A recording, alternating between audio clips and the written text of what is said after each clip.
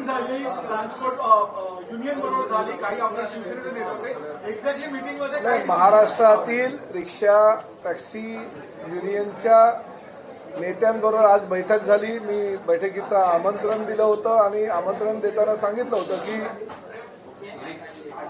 जे रिक्षा चालक आहे, टॅक्सी चालक आहे, त्यांना मराठी अनिवार्य आहे, ही राज्य शासनाची भूमिका आहे आणि त्या भूमिकेशी तुम्ही सहमत आहात का? तर त्यांनी प्रत्येकाने सांगितलं की ह्या भूमिकेशी आम्ही सहमत आहोत, परंतु काही त्यांच्या मागण्या होत्या. काही जे नेते मंडळी आहेत त्यांनी मराठी जुजबी म्हणजे कशा प्रकारचं मराठी तुम्हाला अपेक्षित आहे ते विचारलं. तर मी त्यांना सांगितलं की जो नियमामध्ये शब्दप्रयोग आहे की जुजबी आलं पाहिजे.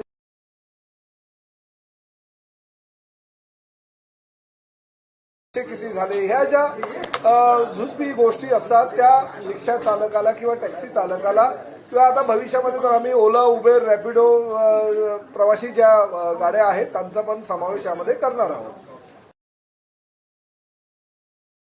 मुदत मागितली, काही लोकांनी 1 वर्षाची मुदत मागितली, काही लोकांनी 3 महिन्याची मुदत मागितली. वेगवेगळ्या संघटना होत्या आणि वेगवेगळ्या संघटनांच्या माध्यमातून आता चर्चा झाली, सकारात्मक चर्चा झाली. मला अभिमान ह्या गोष्टीचा आहे की परिवहन मंत्री म्हणून प्रताप सरनाईकनी ही भूमिका घेतलेली आहे की महाराष्ट्रामध्ये जर तुम्हाला टॅक्सी चालवायची असेल तर तुम्हाला मराठी अनिवार्य आहे, मराठी येणं बंधनकारक आहे, जुजबी मराठी तुम्हाला यायलाच हवं. ह्या भूमिकेशी सगळ्यांनी सहमती दर्शवली. आता प्रश्न असा आहे की त्यांनी ह्याही गोष्टीशी पूर्तता करायचं सांगितलेलं आहे की आम्ही आमच्या रिक्षा संघटनांचे काही कार्यालय आहेत त्या ठिकाणी मराठी शिकवणी घेऊ. शशांक रावांनी सांगितलं जवळजवळ आमचे काही गोरेगावचं एक आमचं कार्यालय त्या ठिकाणी 70 ते 80 एका वेळेस रिक्षा चालक बसू शकतील, टॅक्सी चालक बसू शकतील. आम्ही त्यांच्यासाठी ट्युशन घेऊ. काही लोकांनी सांगितलं आम्ही आमच्या कार्यालयामध्ये घेऊ. काही लोकांनी सांगितलं आम्ही हॉल त्यासाठी भाड्यानं घेऊ. म्हणजे हाजी अराफत शेख किंवा बाकीचे जे काही हे नेते मंडळी आलेले प्रत्येकाने प्रत्येकाची भूमिका स्पष्ट केली आणि भूमिका स्पष्ट करताना त्यांचं असं म्हणणं होतं की आमच्या रोजीरोटीवर कुठेही पाय आला नाही पाहिजे, रोजीरोटी कुठेही बंद झाली नाही पाहिजे आणि त्या पद्धतीची जर तुमची भूमिका असेल तर ते आम्हाला मान्य आहे. आणि आम्ही त्यांना सांगितलं की शेवटी हे राज्य शासन आहे, देशातलं प्रगत राज्य म्हणून परिचित आहे. मुख्यमंत्री आणि दोन्ही उपमुख्यमंत्री अतिशय चांगल्या प्रकारचं काम करत असताना रोजगार निर्मिती हे आमचं पहिलं उद्देश आहे आणि त्या माध्यमातून देशामध्ये रोजगार निर्मितीचं पहिलं राज्य करण्याचा आमचा मानस आहे. त्यामुळे ह्या कारणांमुळे तर आम्ही कुठल्याही परिस्थितीमध्ये कोणाचा रोजगार बुडणार नाही याची आम्ही दक्षता घेऊ. परंतु शेवटी तुम्ही जर असं म्हणाल की नाही आम्ही महाराष्ट्रात राहू, व्यवसाय करू, आम्ही रिक्षा चालू, आम्ही टॅक्सी चालू, परंतु आम्ही कुठल्याही परिस्थितीमध्ये हिंदीमध्येच बोलणार, मराठी बोलणार नाही, हे चालणार नाही. आणि जी माझी भूमिका आहे त्या भूमिकेशी ते स्पष्टपणे सहमत होते. त्यांनी मुदत मागितलेली आहे आणि मुदत मागत असताना सुद्धा त्यांनी जबाबदारी सुद्धा घेतलेली आहे की आम्ही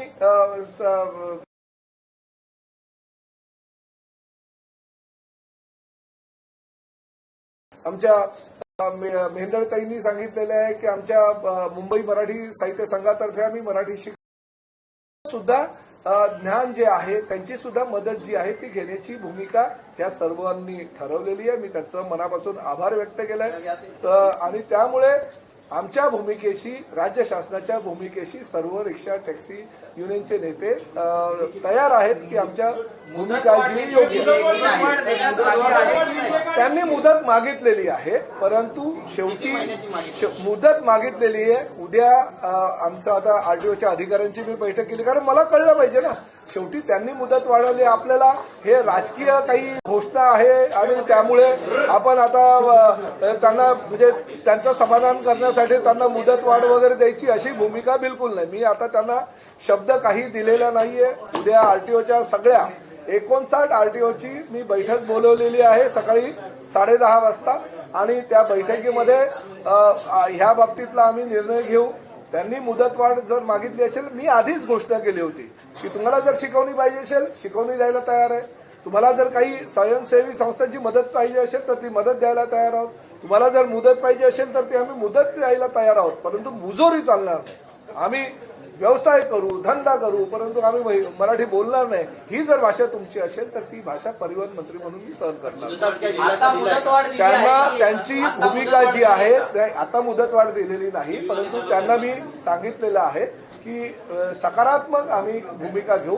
फक्त उद्या आमच्या आरटीओच्या अधिकाऱ्यांच्या बैठकीमध्ये त्या बाबतीतला आम्ही निर्णय घेऊ आणि पुढे करू. एक गोष्ट मी तुम्हाला सांगतो, मुदतवाढ ही त्यांनी मागितलेली आहे, आमची द्यायची तयारी आहे, पण फक्त आता किती वेळ द्यायचा, किती काळासाठी द्यायचा, कारण काय मुदतवाढ संपणार नाही. कारण आजच्याच बैठकीमध्ये कोणी 3 महिन्याची मागितलेली आहे, कोणी 6 महिन्याची मागितलेली आहे, कोणी 1 वर्षाची मागितलेली आहे. शेवटी आम्हालाही ठरवावं लागेल हो, फक्त ही राजकीय घोषणा नको. उद्या जर 3 महिने झाले, 6 महिने झाले आणि कोणी मराठी बोललाच नाही तर आम्हाला शेवटी पकडणार सर्वसामान्य जनता हे आम्हाला. परंतु माझं आपल्या माध्यमातून जनतेला सुद्धा आव्हान आहे आणि त्यांनी सुद्धा तीच भूमिका मांडली. जर ड्रायव्हर आणि म्हणजे टॅक्सी ड्रायव्हर किंवा रिक्षा ड्रायव्हर हा हिंदी आहे, हिंदी भाषिकच आहे असं समजून प्रवाशांनी सुद्धा त्यांच्याबरोबर हिंदीमध्ये संवाद साधणं योग्य नाही. जबाबदारी प्रवाशांची सुद्धा आहे. प्रवाशांनी सुद्धा त्यांच्याबरोबर मराठीमध्ये संवाद जर साधला तर 70% काम इकडेच आमचं संपले. पण काही सुवर्णमध्य भेटलेला आहे, 6 महिन्याचा किंवा 3 महिन्याचा काही कालावधी देण्याची सरकारची भूमिका आहे. नाही, आम्ही वेळ देऊ, योग्य ती वेळ देऊ. ह्या बाबतीतला निर्णय उद्या मी घेईल. परंतु शेवटी काही आता बघा, मी मीरा भाईंदरच्या लोकप्रतिनिधींनी पत्र दिलं होतं.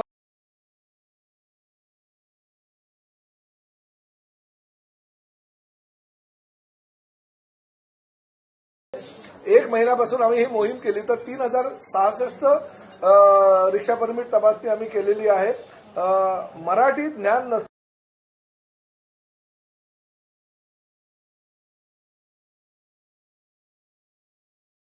असलेले 2567 आहे, म्हणजे 16.27% आजपर्यंतचा जो रिपोर्ट आहे त्याच्यामध्ये मराठी ज्ञान नसलेले रिक्षा चालक मालक आहे. म्हणजे आम्हाला हे कळलंय की आता बाबा एवढ्या संख्येपैकी एवढी जी पर्सेंटेज आहे ती लोक हिंदी भाषिक, म्हणजे शासनाला सुद्धा त्यांची भूमिका ठरवत असताना ह्या गोष्टींचा सरासर विचार करावा लागेल. मीरा भाईंदरला हिंदी भाषिक जास्त आहे, त्या ठिकाणी पर्सेंटेज आहे. ठाण्याला हिंदी भाषिक कमी आहे, कल्याण डोंबिवलीला हिंदी भाषिक कमी आहे, मुंबईला काही क्षेत्रामध्ये हिंदी भाषिक जास्त आहे तर काही ठिकाणी कमी आहे. आम्हाला हे सगळं नॉलेज जे आहे आमच्या आरटीओच्या अधिकाऱ्यांच्या माध्यमातून उद्या मिळेल आणि त्यासाठी आम्ही ती उद्याची बैठक लावू. नाही, बघा, मुदतवाढ काही लोकांनी 3 महिन्याची मागितली आहे, काही लोकांनी 6 महिन्याची मागितली आहे, काही लोकांनी 1 वर्षाची मागितली. आता किती मुदतवाढ द्यायची हा आता आम्ही उद्या निर्णय घेऊ. शेवटी मुदतवाढ दिल्यानंतर त्या मुदतीच्या कालावधीमध्ये ते झालंही पाहिजे ना. फक्त बैठक घ्यायची आणि मुदत मागायची, पण काही त्यातनं शक्य जर होणार नसेल तर ते नाही. आता शेवटी ही काय राजकीय घोषणा नाही. महाराष्ट्रामध्ये आणि मराठी भाषेमध्ये मराठी भाषेचा प्रचार आणि प्रसार व्हावा ही राज्य शासनाची भूमिका आहे. परिवहन मंत्री म्हणून माझी भूमिका आहे आणि मला आनंद ह्याच गोष्टीचा आहे की प्रत्येकाने परिवहन मंत्री म्हणून माझी जी भूमिका आहे ती मान्य केलेली आहे की मराठीमध्ये व्यवहार होणं गरजेचं आहे. फक्त ते जुजवी मराठी असलं पाहिजे. म्हणजे महाराष्ट्रामध्ये जर व्यवसाय करायचा असेल तर मराठी अनिवार्य आहे. ही जी माझी भूमिका आहे त्या भूमिकेशी सगळे जी नेते मंडळी आता आलेली ती सहमत आहे. उद्या ह्या संदर्भात मी बैठक घेतोय आणि त्या बैठकीनंतर निर्णय.